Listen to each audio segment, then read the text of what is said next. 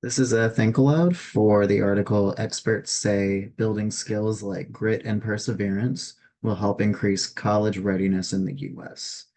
That already, grit and perseverance already makes me feel like those are pretty strong words. And I imagine this is going to be about just a drive and determination uh, to get into school, which I personally relate with. It took a lot of that for me to be here now. So it's exciting to hear possibly some research and statistics on it. Right. Say plenty of US students are getting into college, but only 55% of them are getting out with diplomas, according to the National Center for Education Statistics. That is a very surprisingly high number, in my opinion. The United States ranks ninth in college enrollment among industrial nations, but last in completion rates. That part doesn't really surprise me. As many people as I know dropped out of college. You can imagine that there's so much pressure on people with school. The disparity leaves experts wondering whether soft skills like grit, independence, and perseverance might have as much to do with finishing college as IQ scores and academic prowess. It's a little, find it weird to describe strong words like grit, independence, and perseverance and refer to them as soft skills. Find that a little ironic. As a result, schools across the nation are taking a hard look at ways to increase college readiness. On the academic front, ACT test scores show that less than one-third of US students who take the test are ready for college in all four core subject areas: English, reading, science, and math. I feel like the ACT is such a stressful test in itself, and I think a lot of students just have test nervousness. So I'm a little uncertain about, the accuracy of the numbers in terms of being ready for school. But again, I'm not researcher or anything like that, just my observation.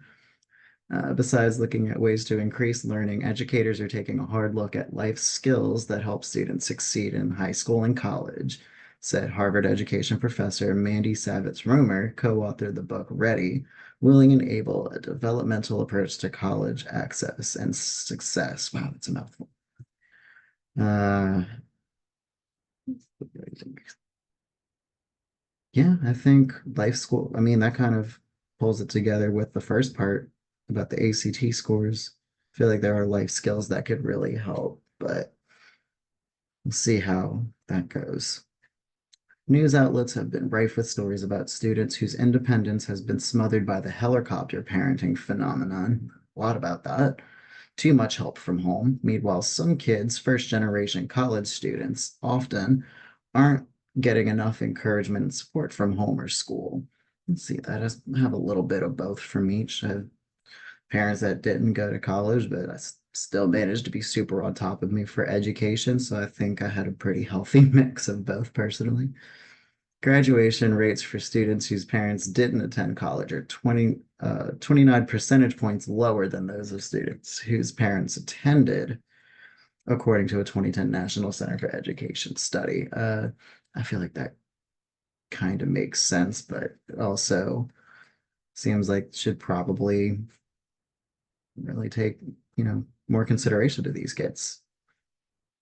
See, in Ready and Willing and Able, Savitz Romer wrote that first generation college students need better support in developing a college going identity, a belief that success in college is really possible for them. They also need opportunities to develop self regulatory skills such as planning and goal setting. I could not agree more with that. I feel like appropriate preparation is so big. I feel like the teachers can do so much to really educate them, not so much in an academics place, which is important, but like really in just life skills and just personal preparation and, getting yourself ready, which can come in handy in life, and even though I know that, to have a drive and motivation, like I feel like you could be taught and guided in a certain way, but ultimately, I feel like that's something that you do need to self-teach, but at least guide